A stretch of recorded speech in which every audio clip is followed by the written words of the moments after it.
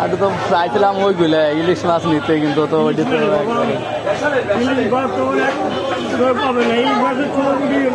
রাখা যাবে না কত তাহলে?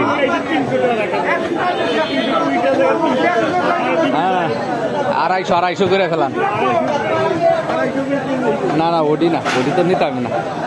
দেন 250 হইলে আমার 1 কেজি দিয়ে দেন। আর কি করা উঠে দেন।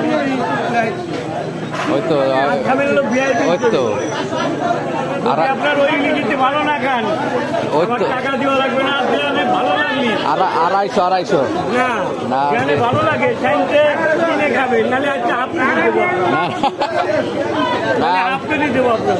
1 কেজি নিবো আমার।